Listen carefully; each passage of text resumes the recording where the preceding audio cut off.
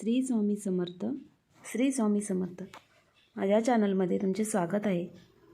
तर आज आहे 28 जानेवारी षटतिला एकादशी. तर या हिंदू धर्मामध्ये षटतिला एकादशीला खूप महत्त्वाचे स्थान आहे. या दिवशी तिळाचे दान केले जाते. तिळदानाला या दिवशी खूप महत्त्वाचे स्थान आहे.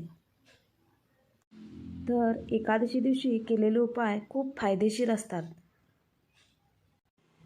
तर या दिवशी काळे तिळाने स्नान करायचे आहे. म्हणजेच आंघोळीच्या पाण्यामध्ये काळे तीळ घालायचे आणि त्या पाण्याने स्नान करायचे. तसेच आपण जे पाणी पितो ते पाण्यामध्ये थोडे पांढरे तीळ घालून ते पाणी उकळून प्यायचे.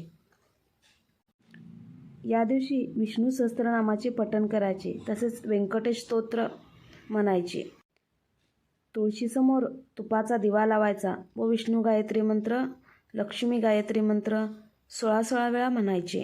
या दिवशी ओम नमो भगवते वासुदेवाय या मंत्राचा जेवढा जास्तीत जास्त होईल तेवढा वेळा जप करायचा. तसाच एक अनुभवसिद्ध उपाय हे करायचा असतो. तो म्हणजे गंगाजल घ्यायचे आणि 7 बेलपत्र घ्यायचे आणि शंकराच्या मंदिरमध्ये जाऊन नंदीच्या चरणावर ते अर्पण करायचे. त्यामुळे आपले जन्मोजन्मीचे पाप नष्ट होते व आर्थिक उन्नती होते. तसंच या उपायामुळे व्यसनाधीन मुलेही सुधारतात. तर हे झाले एकादशी दिवशी या कोणते उपाय करायचे ते. तर ह्या एकादशी दिवशीची व्रतकथा आता मी तुम्हाला सांगणार आहे. तर ती व्रतकथा मी आता तुम्हाला हिंदीमध्ये सांगणार आहे. पौराणिक कथा के अनुसार एक बार नारद जी ने भगवान विष्णु से षटतिला एकादशी की कथा और उसके महत्व के बारे में बताने का निवेदन किया. तब श्री हरि विष्णु ने उनको षटतिला एकादशी की कथा सुनाई, जिससे इस व्रत के महत्व का पता चलता है. एक नगर में एक ब्राह्मण थी जो भगवान विष्णु की भक्त थी. वह सभी व्रत नियम से करती थी.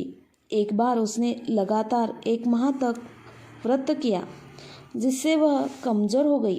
व्रत के प्रभाव से शरीर शुद्ध हो गया. भगवान विष्णु ने सोचा कि व्रत के पुण्य से उसे विष्णु लोक में स्थान मिल जाएगा, लेकिन उसकी आत्मा तृप्त नहीं रहेगी. उस ब्राह्मणी ने पुण्य कर्म और व्रत किए थे, लेकिन एक गलती की थी. उसने कभी किसी को कोई दान नहीं दिया था. इस वजह से उसे विष्णु लोक में तृप्ति नहीं मिल पाती. भगवान विष्णु उसकी आत्म तृप्ति के लिए स्वयं ही उसके घर भिक्षा मांगने पहुंच गए. उन्होंने उसके दरवाजे पर पहुंचकर आवाज़ लगाई और भिक्षा मांगी. उस ब्राह्मणी ने भगवान विष्णु को भिक्षा में मिट्टी का एक पिंड दिया. श्री हरि विष्णु वहाँ से अपने लोक आ गए. मृत्यु के बाद वह ब्राह्मणी विष्णुलोक पहुँच गई. वहाँ पर उसे एक कुटिया और आम का एक पेड़ मिला. वह खाली कुटिया देखकर दुखी हो गई. उसने पूछा कि उसने पूरे जीवन सभी व्रत नियम से किए, फिर उसे विष्णुलोक में खाली कुटिया और आम का पेड़ ही क्यों मिला. इस पर भगवान विष्णु ने कहा कि तुमने कभी भी किसी को कोई दान नहीं किया, इसका दंड तुम्हें यहाँ मिला है. तब उसे अपनी गलती का एहसास हुआ. उसने प्रभु से इसे मुक्ति का मार्ग पूछा. तब उन्होंने बताया कि तुम अपनी कुटिया का द्वार बंद कर लेना. जब देवकन्या तुमसे मिलने आए तो उनसे षटतिला एकादशी व्रत की विधि पूछ लेना. षटतिला एकादशी व्रत विधि जानने के बाद कुटिया का द्वार खोलना. एक दिन जब देवकन्याएं उससे मिलने के लिए आई तो उसने वैसे ही किया जैसे भगवान विष्णु ने कहा था. देवकन्याओं ने उसे षटतिला एकादशी के बारे में विस्तार से बताया. तब उसने माँ कृष्ण एकादशी को षटतिला एकादशी व्रत पूरे विधि विधान से किया. व्रत के प्रभाव से उसकी कुटिया धन धान्य से परिपूर्ण हो गई. षटतिला एकादशी व्रत के दिन तिल का दान करना चाहिए. तिल का दान करने से सौभाग्य की प्राप्ति होती है और दरिद्रता हमेशा के लिए दूर हो जाती है।